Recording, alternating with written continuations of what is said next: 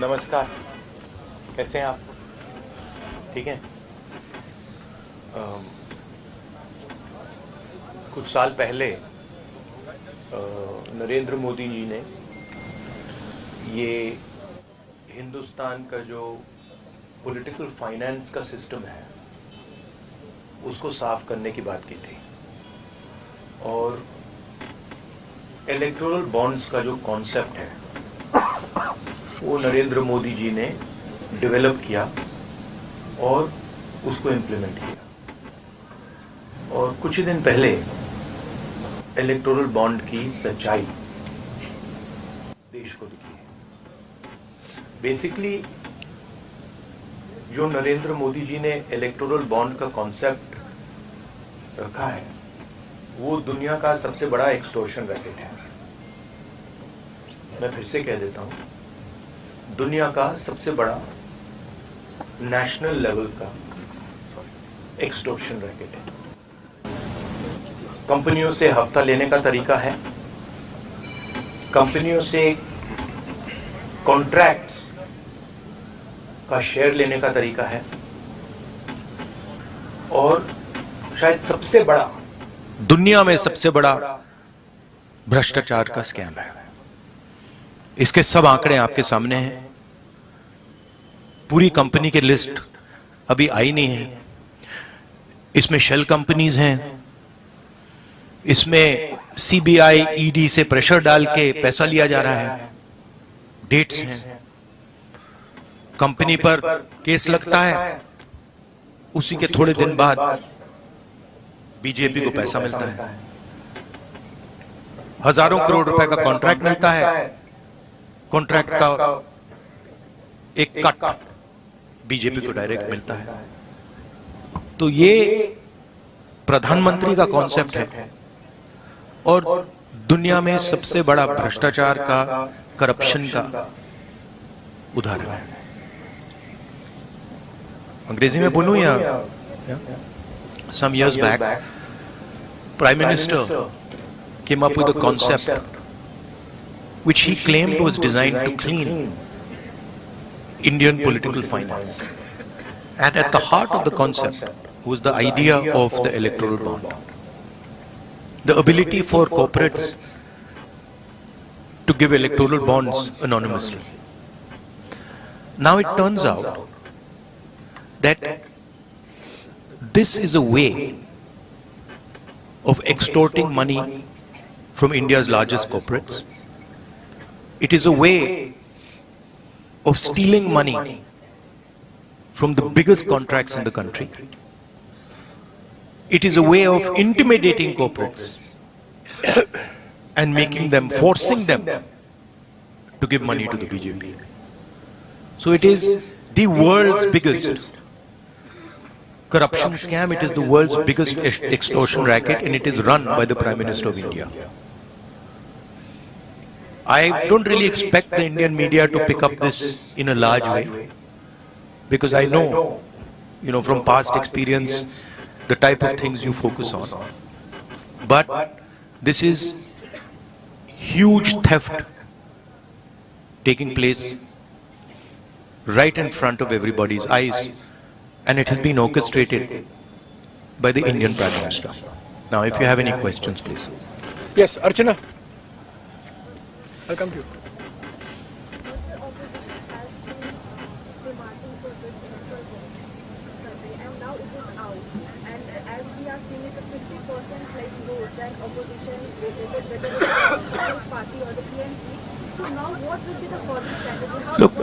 Look, the question is not whether it is 10%, 20%, 50% more. The question is that none of the opposition parties have access to contracts at the national level. None of the opposition parties are giving highway contracts, are giving defense contracts to these people. Okay? So, none of the opposition parties are controlling the CBI. None of the opposition parties are putting Pegasus on people's phones. None of the opposition parties are controlling the income tax department. None of the opposition parties are controlling the Extortion Directorate. These are all controlled directly by the BJP and by the Prime Minister of India. And what we are seeing is criminal extortion from corporate India. Every single corporate knows this. They are scared, they are pressured, but this is what is going on. The question here is not opposition. The question here is that months after a contract is given, the corporate is suddenly giving electoral bonds to the BJP. The question here is, immediately after CBI is filing a case, ED is filing a case, the corporate is giving money to the BJP. This is the issue here, right? And it is blatant, and it is run by the Prime Minister of India. Yes. Technically, by law for extortion, you need a complaint. In a way, through electoral bonds, if BJP got 5,000 crores, Congress also got around 1,400. So these are allegations. What is the logical conclusion? These are not allegations; these are facts. If you look at these companies, you can see that certain of these companies have never donated money to the BJP, have got an ED case on them, a CBI case on them, and then immediately they are giving money to the BJP. You can see that there are a large number of shell companies here, right, which are connected to other companies, which are giving money to the BJP. It's upfront, right? So don't try and create this idea of technicality. Okay, you please be an impartial journalist, and you see what is in front of you, and don't try and muddy the waters. Right? There is no question here of what do you mean what happens next? What happens next is this is the criminal act that has been imposed on the people of India. That's what happens next. An investigation of this act hopefully takes place. Right? The Supreme Court acts on this, and as important, maybe it's about time some of you start writing about it. Yeah. हाँ जी. जो top 5 donors हैं उसमें से 3 donor वो हैं जिनके यहाँ पर आईटी या सीबीआई आती है, उसके बाद वो डोनेट करते हैं. अब कल चुनाव आयोग की ओर से डेट भी डिक्लेयर किया जाएगा चुनावों का, तो ये कितना अहम मुद्दा रहने वाला है 2024 चुनावों के लिए आप लोग? नहीं, ये देखिए, ये बहुत अहम मुद्दा तो है, मगर इस स्केल का भ्रष्टाचार, इस लेवल का भ्रष्टाचार कि आप देश की पूरे के पूरे इंफ्रास्ट्रक्चर को करप्शन करने में लगा दो, सीबीआई को, ईडी को, इनकम टैक्स डिपार्टमेंट को, इन्वेस्टिगेटिव सारी के सारी का रोल आप करप्शन बना दो. और आइडिया किसका है? आइडिया प्रधानमंत्री का है. प्रधानमंत्री ने स्वयं कहा कि इलेक्टोरल बॉन्ड्स से पॉलिटिकल फाइनेंस साफ होगा. तो मतलब ये इससे बड़ा भ्रष्टाचार तो हो ही नहीं सकता. और ये गडकरी जी ने नहीं कराया, ये नरेंद्र मोदी जी ने कराया है. सीधी सी बात है. हाँ अभिनव. एक minute. Abhinav. These companies are funding, but most of these companies, they are operating from a state or two states where your government is there, Telangana or in Karnataka, and they are getting mega, for example, MEIL, Mega Engineering Infrastructure and Infrastructure Private Limited, and they got projects in your government in the states. Like No, Karnataka no, you're wrong. That's wrong. Our government in Telangana has come a few months ago. in Karnataka. Right? No, actually you're wrong. That's not what's happened. Again, we are not controlling the ED, we are not controlling the CBI, we are not controlling the income tax department, and there is no correlation between our contracts and between contracts and funding to us. Please take a good look at the dates of these things, and you will see that there is a correlation between these things and the BJP. हाँ अजीत, एक minute Ajit. मेरा सवाल भारत जोड़ो यात्रा से जुड़ा हुआ है. ये 5 साल 5 न्याय और 25 गारंटी के साथ भैया हमारा फोकस आज ये भ्रष्टाचार पे है. कल नहीं. इसी पे करने आ रहा हूं. अच्छा, तो यात्रा कल खत्म होगा.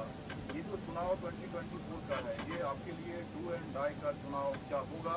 और अगर कांग्रेस हारती है तो पहली बार होगा कि 15 साल के लिए कांग्रेस सत्ता से बाहर होगी। अगर अब आप देखिए, आप इसको डिस्ट्रैक्ट करने की कोशिश मत कीजिए, ठीक है? ये यात्रा के बारे में नहीं है, ये भ्रष्टाचार के बारे में है। आप लोग लगे रहते हो कि डिस्ट्रैक्ट करना है। रियलिटी ये है कि सबसे बड़ा भ्रष्टाचार हिंदुस्तान की हिस्ट्री में, हिंदुस्तान के पूरे इंस्टीट्यूशंस को लेकर नरेंद्र मोदी ने किया है, ठीक है? तो आप काइंडली इसको डिस्ट्रैक्ट करने की कोशिश मत कीजिए, बड़ा ऑब्वियस हो जाता है, सब लोगों को समझ आ जाता है। सर मैं एक पॉलिटिकल सवाल पूछूं। हाँ जी। सर इस तरह से महाराष्ट्र की जो भी पार्टियां हैं, शिवसेना है, राष्ट्रवादी है, और भी अलग अलग प्रदेश में इन पार्टियों को दो टुकड़ा किया जो महाविकास आघाड़ी के साथ में है, उसका इफेक्ट कितना पड़ेगा? और नहीं, वो दो टुकड़े में वो जो किया उसका पैसा कहां से आया? यहीं से तो आया। जो ये हिंदुस्तान में state government after state government गिरा रहे हैं, पैसा कहां से आ रहा है? इधर से तो आ रहा है। और ये अभी तो छोटा सा भाग दिखा है। तो इन्होंने पूरे के पूरे सिस्टम को एक्सटॉर्शन का सिस्टम बना दिया है। पॉलिटिकल पूरे स्ट्रक्चर को इन्होंने कैप्चर कर दिया है। सीबीआई इन्वेस्टिगेशन नहीं करती है, ईडी इन्वेस्टिगेशन नहीं करती है, एक्सटॉर्शन करती है। किसके लिए? बीजेपी के लिए।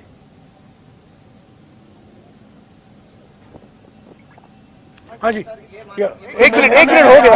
आपके सवाल हो गया, यही है ना हो गया कि ये जो पार्टीज को तोड़ा गया, कैमरा मत दीजिएगा, कैमरा के नीचे रखिएगा प्लीज। ये उसको ऑफ कर दीजिए, उसको ऑफ कर ये दीजिए। पार्टीज को जो तोड़ा गया उसको बीजेपी ने, सेंट्रल लीडरशिप ने तोड़वाया। तो ऑब्वियस है, वो तो मतलब अमित शाह वही काम करते रहते हैं। उन्होंने उनको पैसा दिया, ये भी सब जानते हैं, पूरा महाराष्ट्र जानता है पैसा कहां से आया। मैं आपको बता रहा हूं पैसा कहां से आया। बट सबसे बड़े कॉन्ट्रैक्ट्स हैं, उसका हिस्सा लेकर बीजेपी ने सरकार को गिराया। तो नींव तो यही है, फाउंडेशन तो यही है। हाँ जी, राहुल जी, आप एक्सटॉर्शन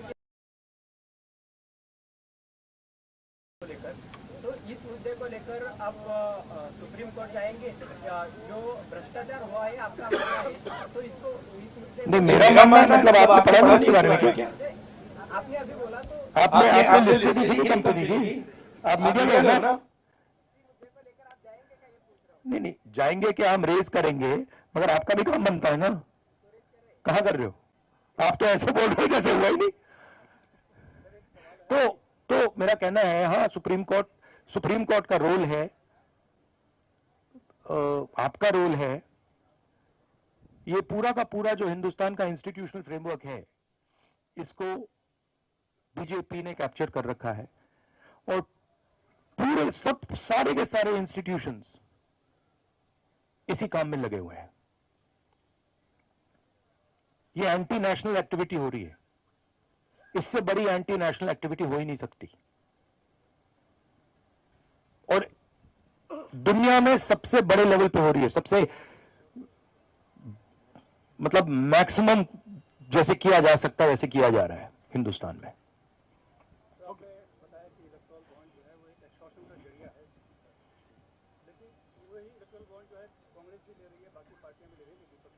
आप फिर से वही सवाल पूछ रहे हो। मैं आपको बता रहा हूं कि कांग्रेस पार्टी हिंदुस्तान की सरकार नहीं चलाती है। हाँ, उस पर डिस्कशन हो सकता है, इंडिया गठबंधन में डिस्कशन हो सकता है, मगर पॉइंट ये है कि CBI, ED, income tax department का प्रयोग किया जा रहा है, कंपनीज को एक्सटॉर्ट किया जा रहा है, बड़े बड़े कॉन्ट्रैक्ट्स का शेयर लिया जा रहा है, कॉन्ट्रैक्ट देने से पहले इलेक्टोरल बॉन्ड्स दिए जा रहे हैं और फिर एकदम बाद कॉन्ट्रैक्ट दिया जा रहा है। शेल कंपनीज उसमें भरी हुई हैं और ये पूरा का पूरा जो ढांचा है प्रधानमंत्री ने क्रिएट किया है, इनका ब्रेन चाइल्ड है। इन्होंने कहा है कि भाई इलेक्टोरल बॉन्ड्स हिंदुस्तान की राजनीति को साफ कर देगा। हो गया, अभी ना please, No, we are doing one question. Thank you. Ask your question, please. Rahul ji, आपकी यात्रा दूसरी बार महाराष्ट्र में आई। पहली बार जब आए थे तो कांग्रेस पार्टी की तस्वीर कुछ अलग थी, लेकिन अब जब आए हैं तो पूर्व सीएम से लेकर पूर्व सांसद तक पार्टी का साथ छोड़कर बीजेपी में चले गए, शिवसेना में चले गए। क्या नहीं, देखिए, पार्टी का साथ छोड़ के नहीं गए हैं। पैसा देकर, सीबीआई को यूज कर ईडी को यूज कर उन पर दबाव डाल के इनको पार्टियों को तोड़ा गया है। कांग्रेस को नहीं तोड़ा गया है। कांग्रेस का कोई नहीं गया है। कांग्रेस एक बिल्कुल साफ खड़ी हुई है वहां पे। हाँ, ठीक है, वो मिलिंद देवरा, वो ठीक है, वो कोई बड़ी बात नहीं है। तो हमारी पार्टी इंटैक्ट है। जरूर अशोक चौहान गए, मिलिंद देवरा गए, और हमारी पार्टी इंटैक्ट है। शिवसेना को, ये एनसीपी को पैसे से तोड़ा गया है। कैसे तोड़ा गया है आज मैं आपको बता रहा हूं। हाँ जी, न्यूज तक से रेडी। और चुनाव में यहां पे कांग्रेस पार्टी और हमारा जो गठबंधन है रिकॉर्ड मत से जीतने वाला है।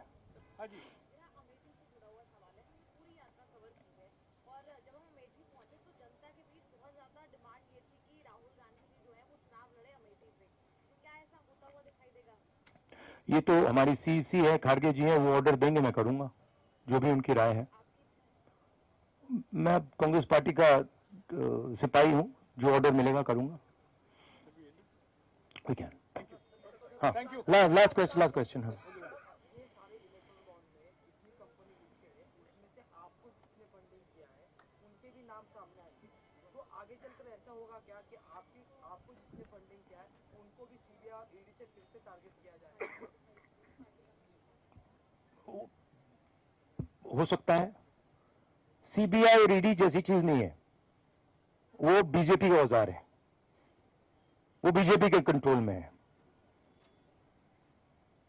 हिंदुस्तान में जो हमारे इंस्टीट्यूशंस हुआ करते थे, वो आज इंस्टीट्यूशंस हिंदुस्तान के नहीं है।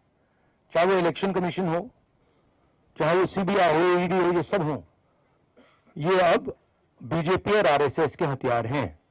ये हिंदुस्तान के इंस्टीट्यूशंस नहीं रहे। इसीलिए ये जो हो रहा है ये हो पा रहा है।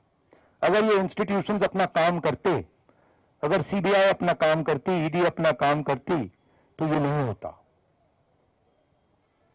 तो उनको ये भी सोचना चाहिए, ये जो सब कर रहे हैं, कि किसी ना किसी दिन बीजेपी की सरकार बदलेगी और फिर कार्रवाई होगी, और ऐसी कार्रवाई होगी कि मैं गारंटी कर रहा हूं ये फिर से कभी नहीं होगा। तो उनको भी सोचना चाहिए। Thank you. न्याय का हक मिलने तक।